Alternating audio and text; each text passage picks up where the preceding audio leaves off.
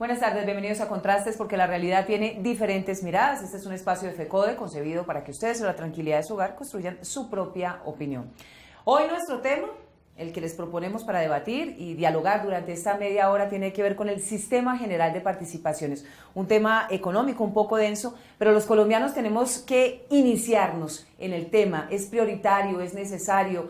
Vamos a abordar 4 ejes fundamentales de la destinación de los recursos del Sistema General de Participaciones que son pertinentes y sí que necesarios para los colombianos. El primero tiene que ver con la educación, el segundo, saneamiento básico y agua potable, propósitos generales y el tema de la salud.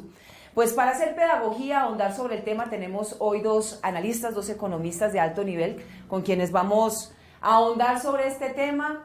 Y como les reitero, hacer pedagogía, porque sí que es difícil, pero tenemos que empezar a entender qué pasa en el 2017, por qué se hicieron 2 reformas, hubo una transición que al parecer era una transición para ir al alza y no para decrecer, que fue lo que se dio.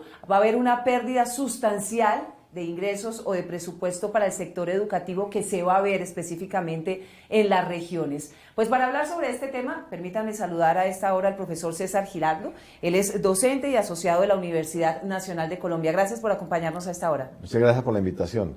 También saludamos a Ilish Ortiz, doctor en Economía, investigador del Grupo de Socioeconomía de la Universidad Nacional. También gracias por acompañarnos. Es un gusto estar acá. Profesor, ¿cómo le hacemos entender a la gente qué es el Sistema General de Participaciones? Vámonos desde el principio, desde lo básico, para que la gente se ponga a tono frente a este tema.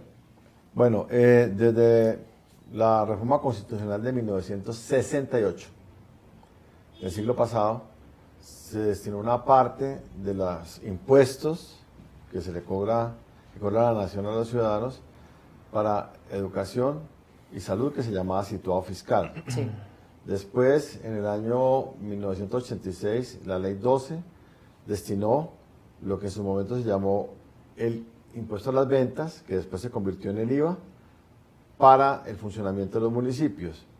Después la Constitución del 91 elevó eso a la categoría constitucional y creó el situado fiscal, o pues lo mantuvo, y la participación de los municipios en los ingresos corrientes de la nación.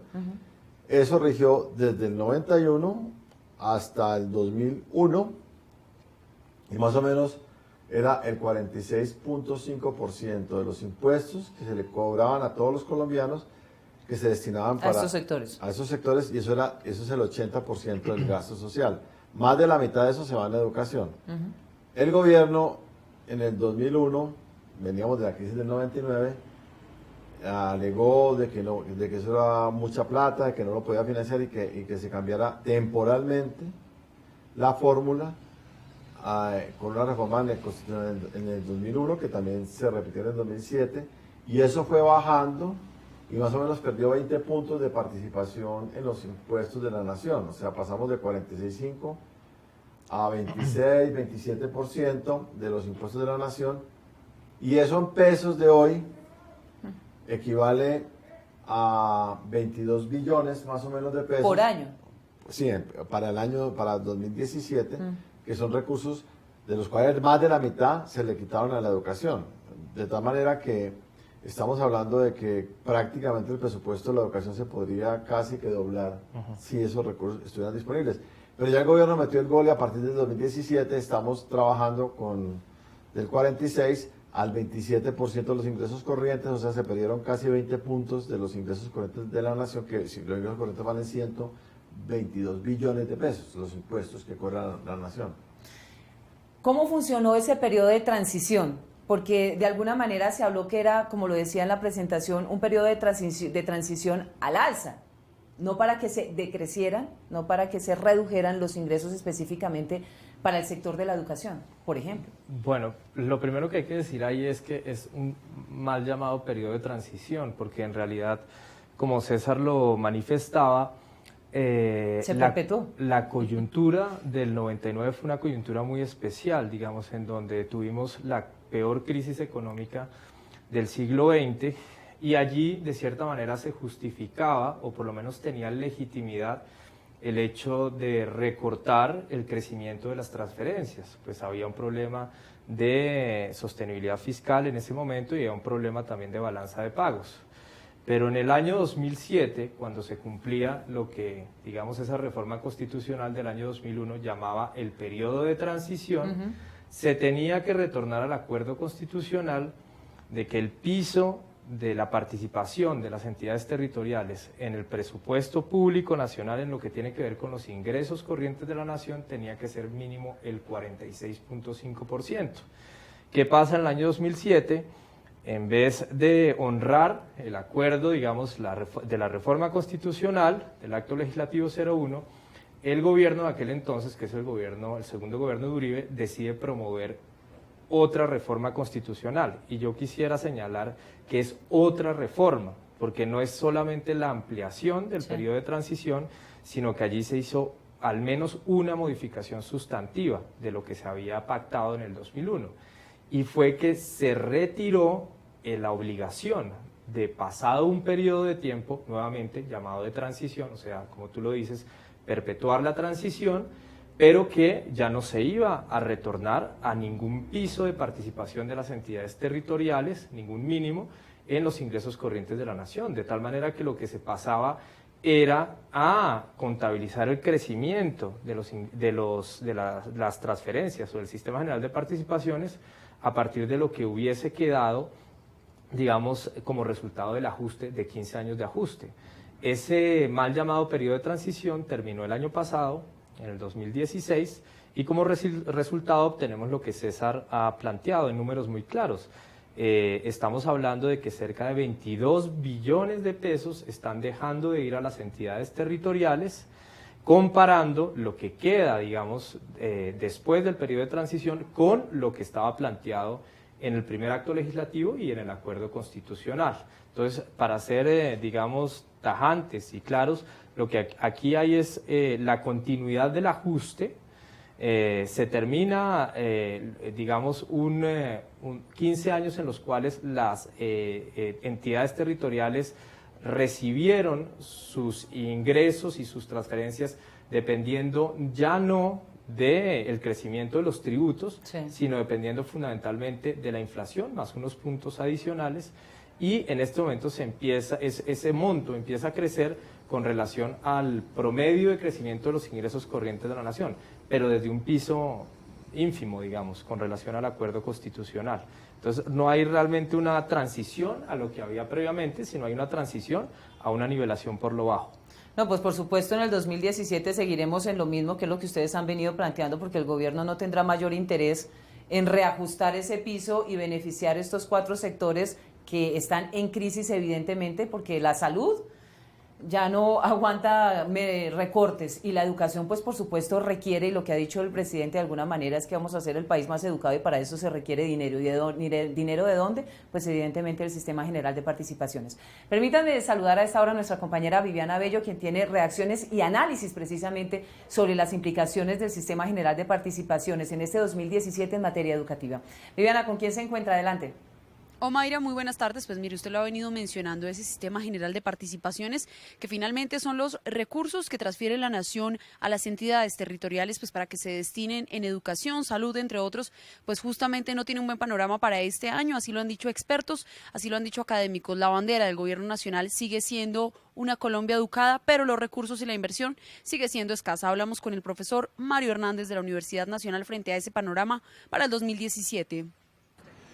Pues mira, esa era una política, una decisión muy interesante de descentralización con recursos que se empezó a hacer en la década de los 90, la ley 60 precisamente pretendía hacer eso, pero que fue modificado incluso por el exministro de Hacienda, Juan Manuel Santos, en el 2001, para recortarle esas transferencias a las regiones, a los departamentos. Yo creo que esa fue la primera decisión mal tomada. Pero segundo, lo que ha venido pasando es que todos estos recursos se han vuelto a recentralizar.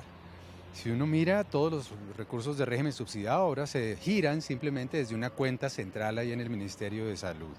Lo de educación cada vez más pasa con una forma de concesión que ni siquiera pueden manejar los alcaldes.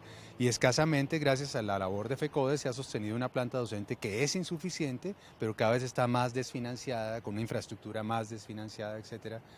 Entonces, no, la decisión es si los recursos del Sistema General de Participaciones quieren llegar realmente a generar desarrollo territorial en este proceso de paz, incluso que se quiere construir paz territorial, tienen que aumentar los recursos para agua, para saneamiento, para ambiente precisamente, salud, educación, con mucha más autonomía en las regiones, con mucho más control social y participación, que es lo único que realmente disminuiría la corrupción. Omaira, nosotros más adelante regresamos con otro invitado frente a este análisis que hace contraste de ese sistema general de participaciones y pues lo que concierne a la educación de los menores, de los jóvenes en el país. Viviana, muchas gracias. Hacemos una primera pausa y regresamos. ¿Qué es educación pública? La educación pública es un derecho fundamental y un bien común y es responsabilidad del Estado garantizar igualdad de oportunidades a sus ciudadanos. FECODE defiende una educación pública gratuita y financiada por el Estado y exige el freno de todas las formas de privatización y comercialización de este derecho fundamental. La educación no es una mercancía, es un derecho.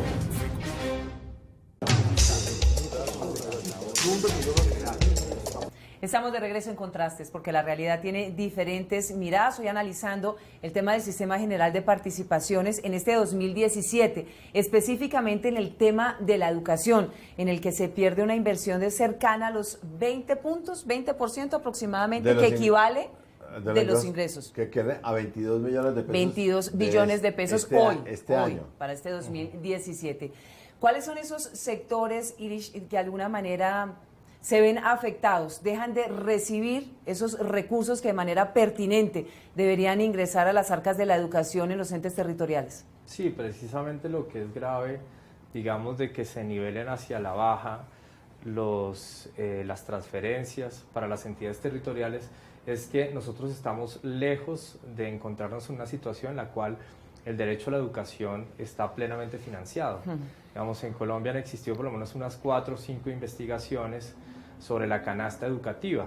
De hecho, la primera investigación sobre el tema la hizo el mismo Ministerio de Educación, porque con la Ley 715, que fue el resultado precisamente del primer recorte de las transferencias, sí, en esa ley que se regulaba el gasto para las entidades territoriales, pues ellos tenían la obligación, el ministerio tenía la obligación de orientar el gasto a educación según canastas educativas. Eso era algo nuevo porque previamente se hacía según la oferta y las necesidades de la oferta. En este caso se trataba de establecer cuál era la canasta educativa que necesitaba un estudiante, digamos, per cápita, por cabeza, por persona.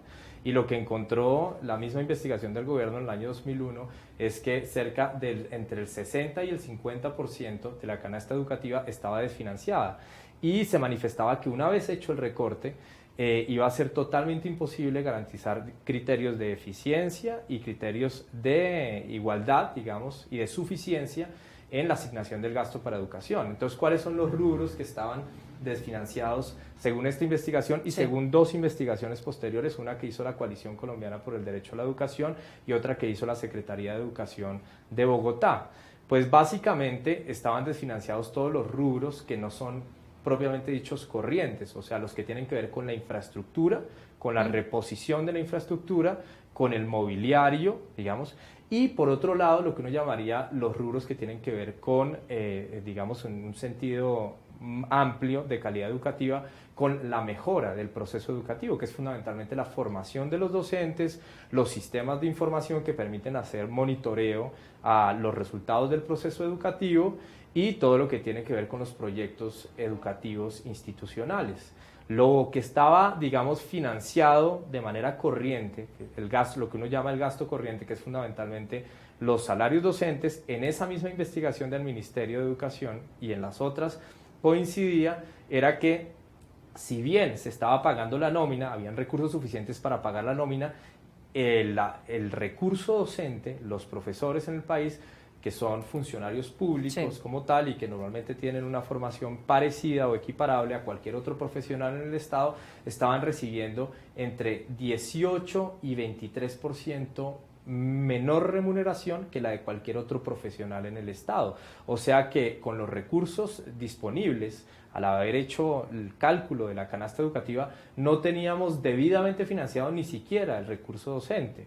Entonces la mitad de la canasta no refiere solamente al mobiliario o a la infraestructura, sino que aún el mismo recurso docente no cuenta hoy, digamos, con los dineros necesarios para hacer procesos de formación.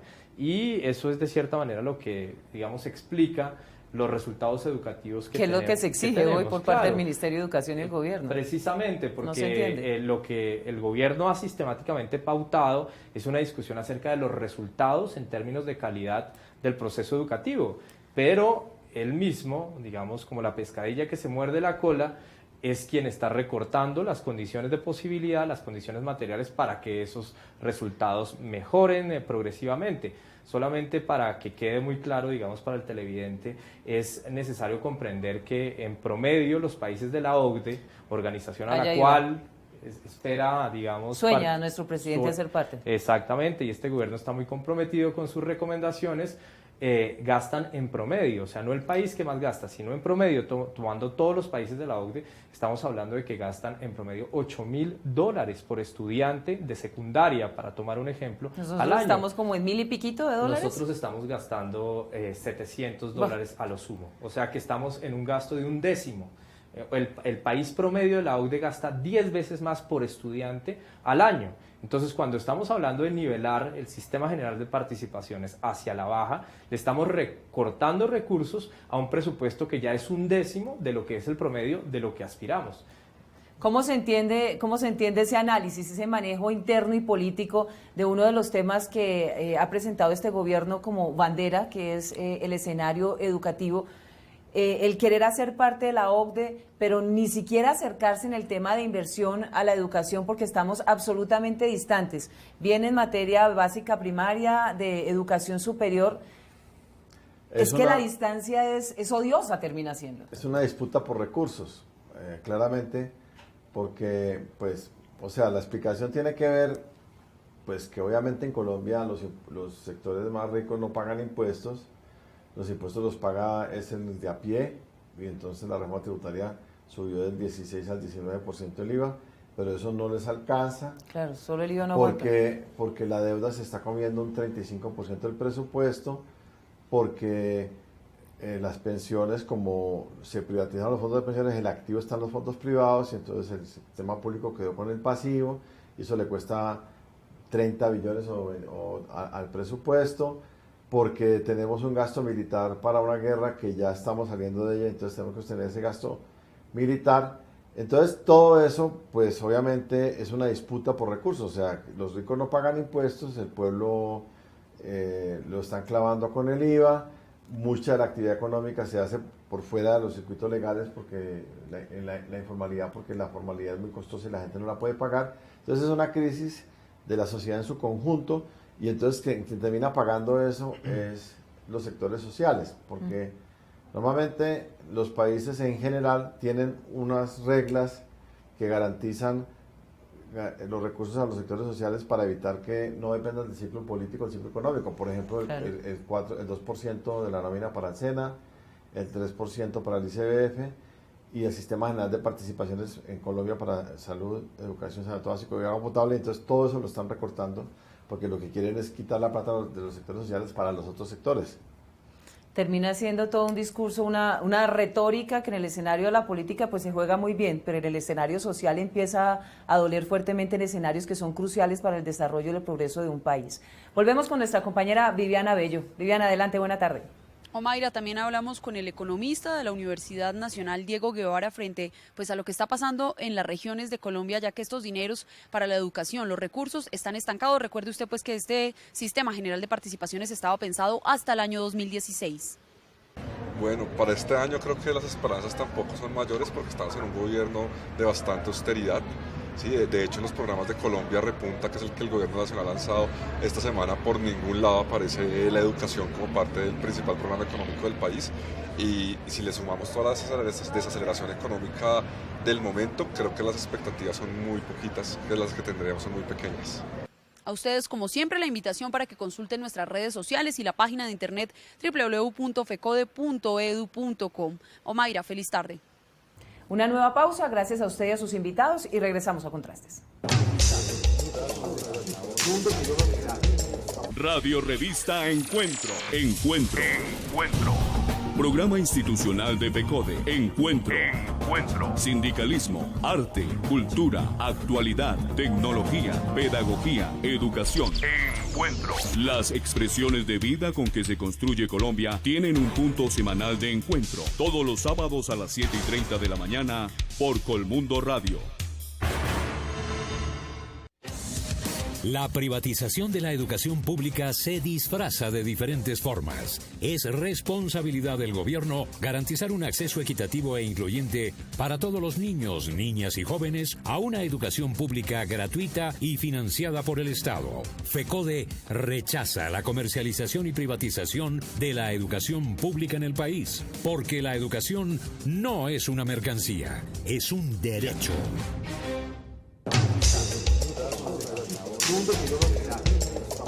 ¿Hacia dónde va el sector educativo con esta apuesta de recorte del sistema general de participación, que de alguna manera es el respiro de estos sectores para invertir y mejorar las condiciones en los entes territoriales? ¿Hacia dónde se está empujando a la educación? Pues, porque perdóneme, es un discurso retórico perverso, porque desde lo público nos hablan de mayor inversión, mejores condiciones, la educación es el pleno, es la bandera a defender a nivel latinoamericano y mundial. ¿Qué es lo que de verdad se está manejando ahí? En el plan de desarrollo tiene 3 ejes: equidad, paz y educación. O sea que la educación es un tema muy importante, es un tema transversal del plan de desarrollo. Y el gobierno pues ha dicho que Colombia va a ser el país más educado de América.